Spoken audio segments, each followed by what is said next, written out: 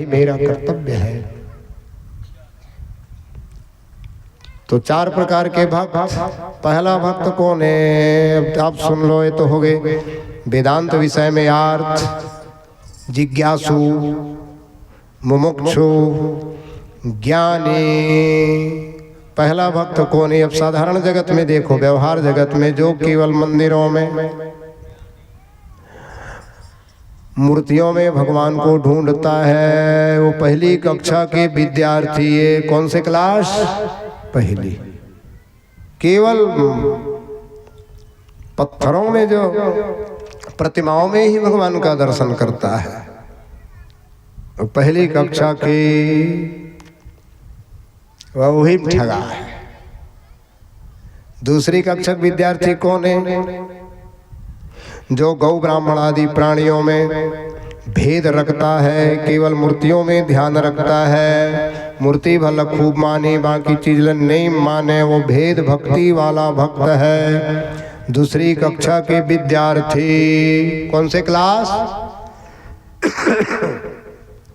तीसरी कक्षा का विद्यार्थी कौन है जी? जो पशु में, ब्राह्मण में, सब प्राणियों में उस भगवान का दर्शन करता है। वो तीसरी कक्षा के विद्यार्थी है। विद्या विनय संपन्ने ब्राह्मणे गविहस्तिने। गीता में भगवान ने कहा है अर्जुन से, विद्या विनय संपन्ने ब्राह्मणे गविहस्तिनी सुनिश्चय सुपाके चा पंडिता समदर्शिना। विद्या विनय से संपन्न ब्राह्मण के अंदर भी वही परमात्मा, वही ईश्वर, वही जीव ऐसा जो अनुभव करता है। विद्या विनय संपन्ने ब्राह्मणे गवि। गवि माने गाय। गाय के भीतर कौन है? वही ओखरे प्रकाश है ना भाई। गाय मन के उखरती मुंह नहीं, लेकिन सब लोग जानते नहीं उखरो जीव के छे ना। तो ब्राह्मणे गविहस्तिनी, हाथी के अंदर हिल स्वामी जी लिखे, एक चांटी में चांटी हाथी में नो है कखरो साथी और सबों के साथी। ते भागवत से मिलत नहीं।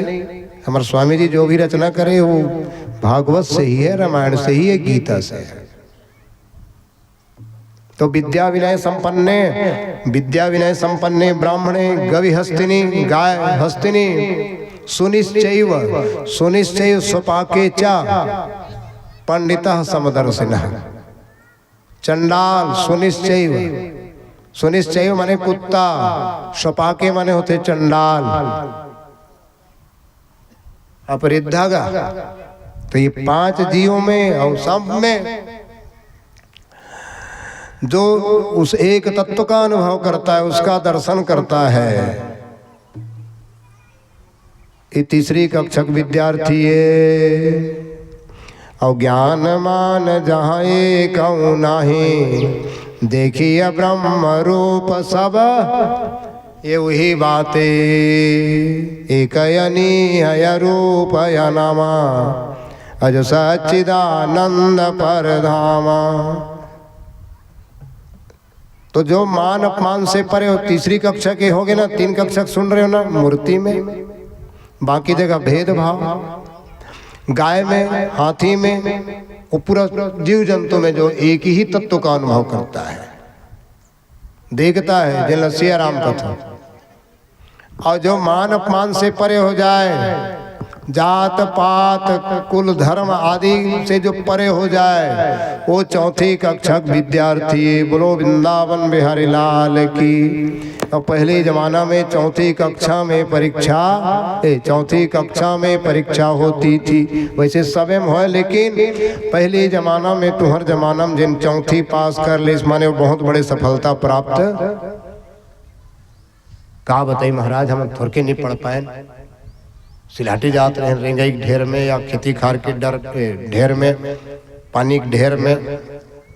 कांवरों समय दूसरी तीसरी चौथी पढ़े, पुलिस बन जाए, 8वीं पास हो गए, पटवारी बन जाए, मास्टर बन जाए। तो चौथी कक्षा विद्यार्थी कौन है? मान बड़ाई की करे कबहु न मुख से बात।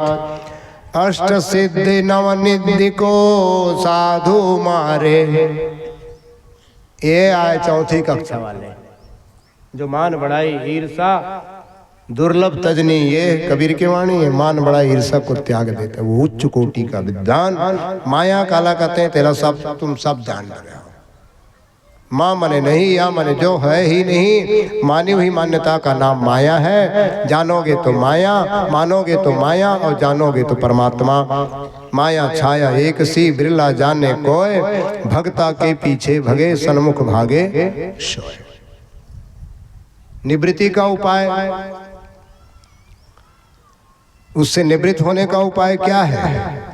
बोले उससे निवृत्त होने का यही उपाय बता दिया गया कि किसी साधु महात्मा ज्ञानी पुरुष के चरणों में जाकर के संसार की नश्वरता का अनुभव करना, यही उसकी निवृत्ति का उपाय है। कायेन वाचा मनसेन्द्रियैर्वा बुद्धि आत्मना वानुसृत स्वभावात् करोमि यद्यत् सकलम परस्मै नारायणाय इति समर्पयेत्।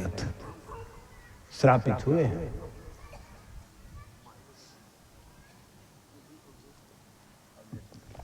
तत्पश्चात उद्धव ने देखा भगवान अब इस पृथ्वी को छोड़ने वाले। यदुवंशियों को तो श्राप मिल चुका है। भगवान के पास गए, रोने लगे। बोले भगवान अब आप इस पृथ्वी को छोड़ देंगे, आपके चले जाने के बाद मेरा सहारा क्या होगा? मैं किसके सहारे जीवित रहूंगा? मुझे भी अपने साथ ले चले। भगवान ने कहा उद्धव तुम इतने बड़े ज्ञानी हो, बृहस्पति के शिष्य। कृष्णस्य आसीत सखा कश्चित्, कृष्णस्य दैतः सखा साक्षात् उद्धव बुद्धि सप्तमः।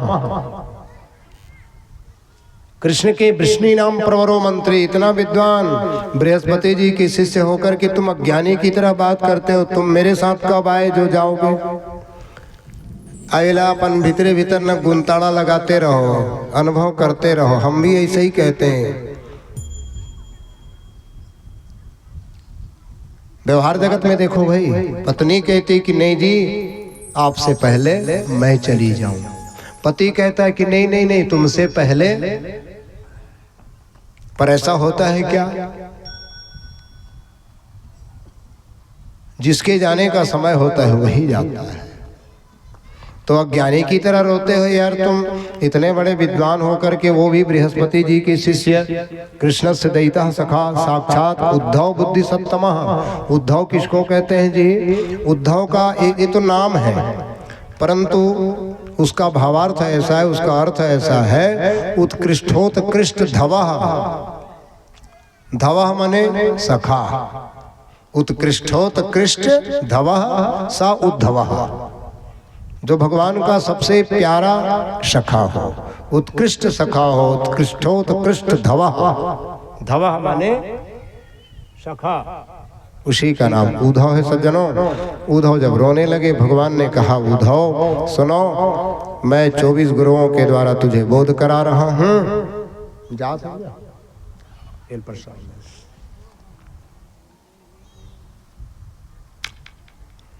पहला गुरु कौन है? बोले एक यदु हुए एक राजा, उनके घर एक दिन अवधूत का आगमन हुआ। भगवान कृष्ण कथा सुनाने लगे, उदाहरण दे रहे हैं।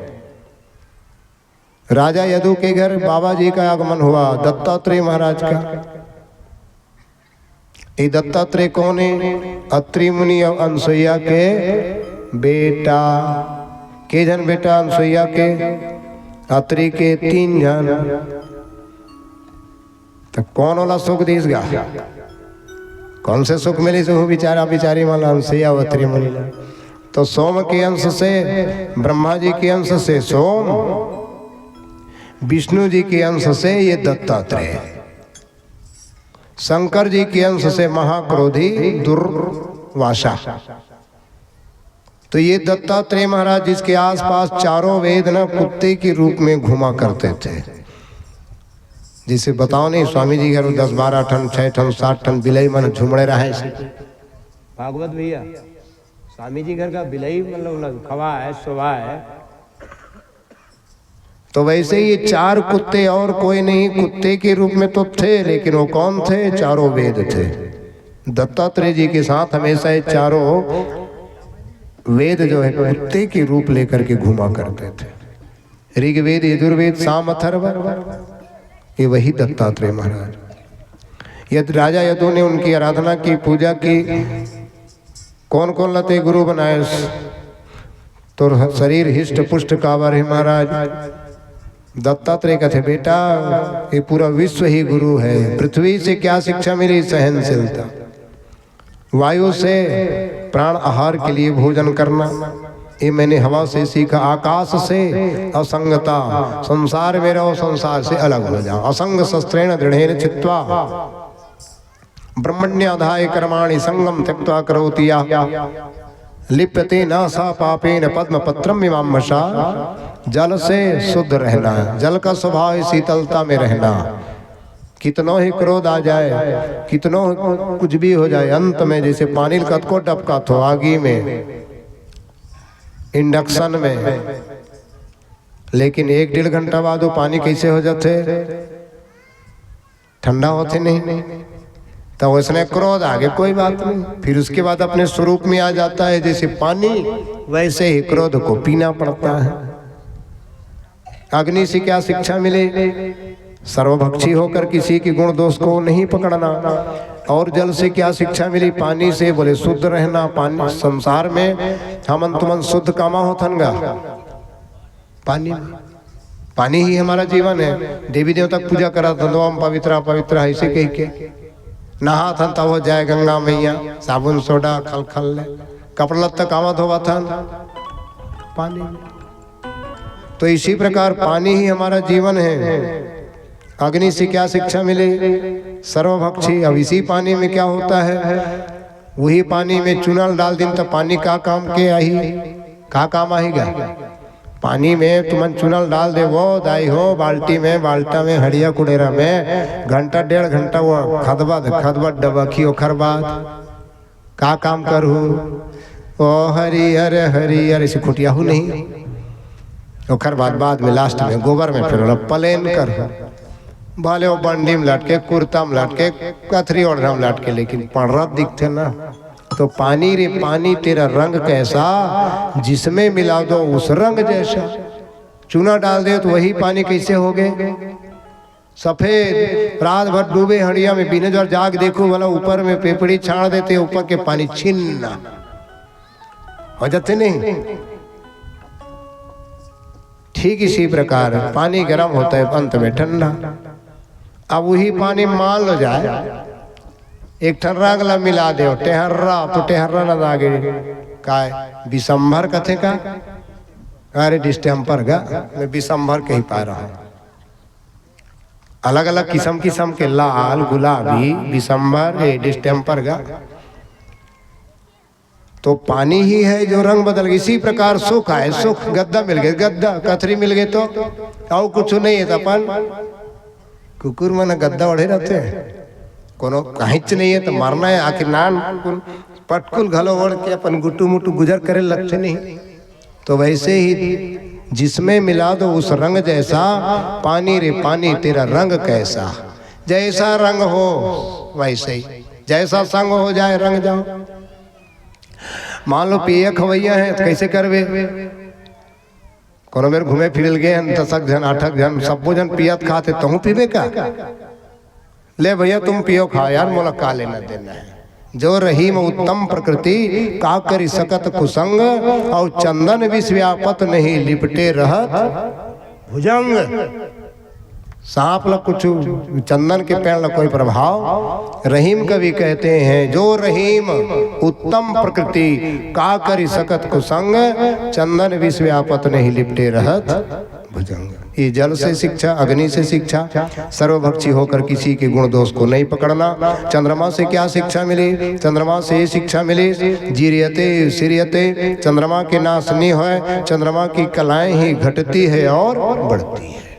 शरीर ही घटता है और शरीर ही बढ़ता है। इसमें रहने वाली चेतन आत्मा का ना कभी विनाश है ना कभी उसका विकास है। सूर्य से क्या शिक्षा मिली? सूर्य एक हो करके अनेक रूपों में दिखाई। तरिया नदी हम 100 आदमी जाओ, 100 ठन सूर्य दिखी नहीं।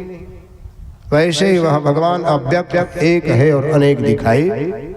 कबूतर से क्या शिक्षा मिली गुरुदेव? कबूतर से शिक्षा मिली, ज्यादा दुनिया में किसी को मत चाहो। चाहो कैसे नहीं चाहोगे भाई, लेकिन इतना ज्यादा मत चाहो कि उसके वियोग हो जाने पर बहुत ज्यादा पीड़ा हो, बहुत कष्ट हो। इतना मत चाहो। चाहो कैसे नहीं चाहूगा? पति पत्नी को चाहेगा, पत्नी पति को चाहेगी, लेकिन इतना मत चाहो, इतना अनुभव करते रहो कि एक दिन ये मेरा पति मुझे छोड़कर जा सकता है। और पुरुष को ये सोचना है कि एक दिन ये पत्नी मुझे भी छोड़ करके वियोग होगा ना, संयोग है तो वियोग है। और इसी दुख सुख को सहना, यही कबूतर से शिक्षा मिलते है। अजगर से चेष्टाहीन, समुद्र से गंभीरता, पतिंगा से क्या शिक्षा मिली? पतिंगा माने बत्तर कीड़ा से। अरे बत्तर कीड़ा आषाढ़ में नहीं निकलतेगा। ओ बर बर बर बर बलफ लबुझाऊं के एक जाते तो वो अपन पाखला अपने झर रहते को बलफ लबुझाते जाते नहीं। ठीक इसी प्रकार राजा यदु को बताते हुए दत्तात्रेय ने कहा, दीप, गोहिल गोस्वामी जी लिखे, दीप शिखा